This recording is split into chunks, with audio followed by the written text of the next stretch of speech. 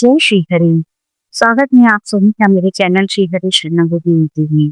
वो सूर्य का बेटा था और उसकी माँ की गिनती शतरानियों में सर्वश्रेष्ठ स्त्रियों में की जाती है, लेकिन फिर भी वो जीवन भर अपनी पहचान के लिए तरसता रहा। वो दानवीर था, लेकिन उस किस्मत ने हमेशा उसके साथ धोखा किया। ये कहानी है उस योद्धा की जिसे दुनिया कर्ण के नाम से जानती है। तो आइए आज का वीडियो डेडिकेट करते हैं कर्ण को।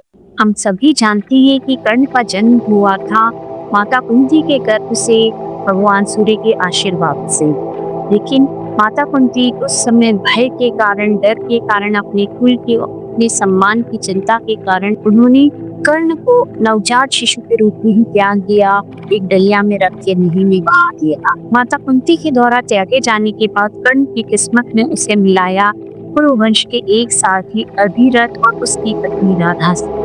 अधिरथ और राधा ने संतान दिए तो उन्होंने कर्ण को ईश्वर का आशीर्वाद समझ के अपने पुत्र के रूप में स्वीकार कर लिया और उसका पालन पोषण करते हैं। सारथी, जिसे सूत भी कहा जाता है, उसके द्वारा पालन किए जाने के कारण, उसका बेटा होने के कारण कर्ण को पुत्र के रूप में जाना गया। और यही से शुरुआत होती है कर्ण के जीवन के उस अभिशाप की, जो कि उसके सारे गुणों पे भारी पड़ गया, जिसकी वजह से उसे जिंदगी में कदम कदम पे बहुत अपमान झेलना पड़ा। कि कर्ण ने धनुर्विद्या की जो फॉर्मल शिक्षा थी वो ऋषि द्रोणाचार्य से ही।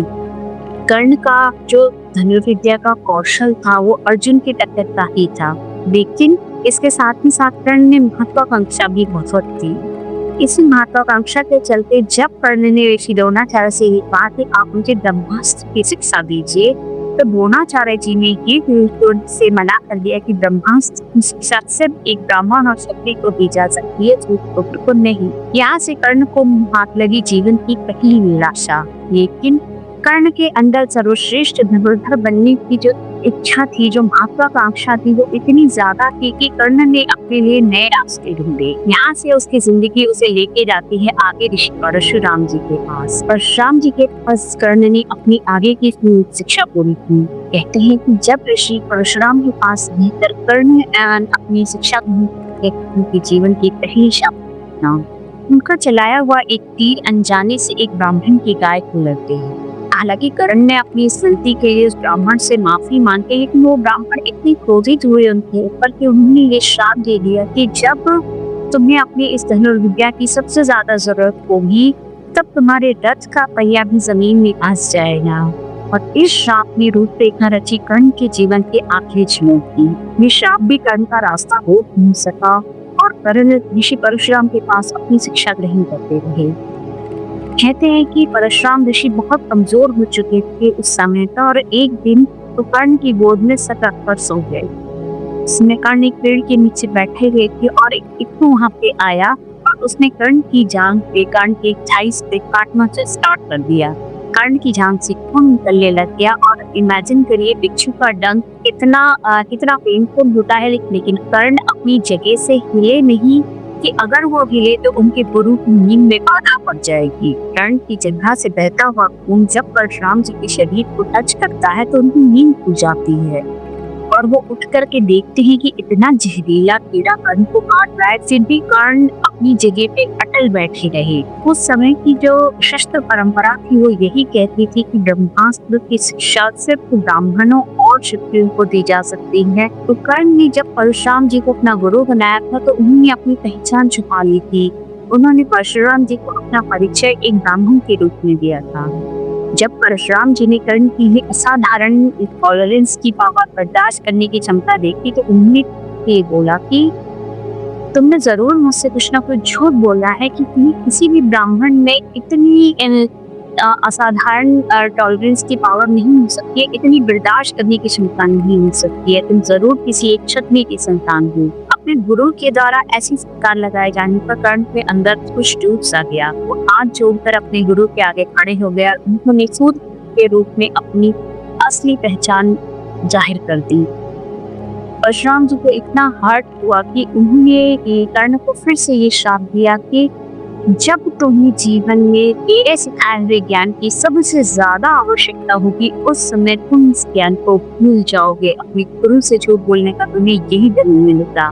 आप देखिए, गुरु के इस श्राप ने कर्ण के जीवन के आखिरी क्षणों की दूसरी रूपरेखा रची। फिर कर्ण का जीवन यहाँ भी नहीं रुका और आगे बढ़ गया। जब कौरव और पांडव अपनी शिक्षा पूरी करके अपने अपने जो कौशल था, जो उन्होंने सीखा था, उसका प्रदर्शन कर रहे, तब अर्जुन का जो प्रदर्शन था वो सबसे श्रेष्ठ था और अर्जुन को सर्वश्रेष्ठ धनुर्धर घोषित किया जाना था। लेकिन तब कर्ण ने अर्जुन को चैलेंज किया कि वो उसके आगे अपनी कौशल को बेहतर साबित करे। उस समय पे कर्ण को फिर से रोक दिया गया। ये बोला गया कि ये प्रतियोगिता सिर्फ क्षत्रिय राजकुमारों के लिए है, किसी सूत को इसमें भाग लेना वर्जित है। उसी क्षण पे दुर्योधन ने कर्ण को अंग देश का राजा बना दिया और उसे राजा की श्रेणी में खड़ा कर दिया। लेकिन फिर भी आप देखिए कि कुरु परिवार के राजकुमारों ने कर्ण को उस प्रतियोगिता में भाग ही नहीं लेने दिया जिसमें वो स्वयं को अर्जुन से बेहतर साबित कर सकते थे।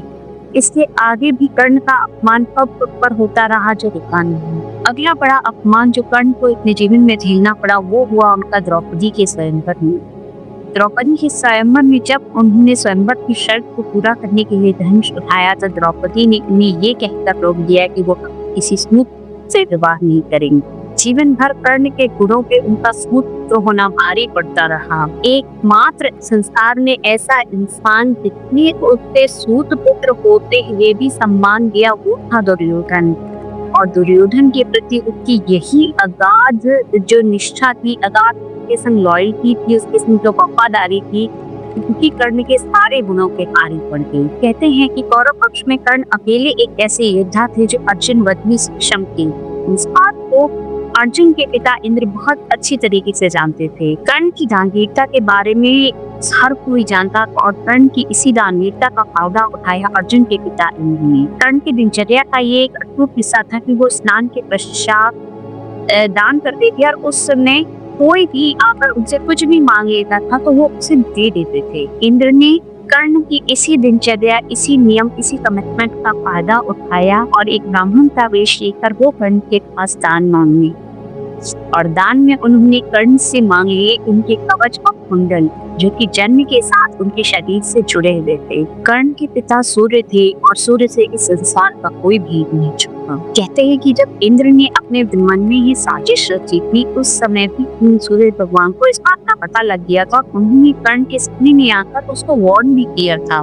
लेकिन फिर भी देखिए, कर्ण अपने कमिटमेंट के इतने पक्के थे कि जब इंद्रदेव ब्राह्मण का रूप लेके उनके पास आए और दान में कर्ण के कवच और कुंडल मांगे तो उन्होंने उसने मना नहीं किया, और वो कवच कुंडल जो जन्म के साथ ही उनके शरीर से जुड़े हुए थे उनको भी उन्होंने काट काट कर निकाल कर दे दिया। कर्ण के इस त्याग से इंद्रदेव बहुत प्रसन्न हुए, बहुत प्रभावित हुए और उन्होंने कर्ण को एक अमोघ अस्त्र दिया जिसका वार कभी भी खाली नहीं जा सकता था।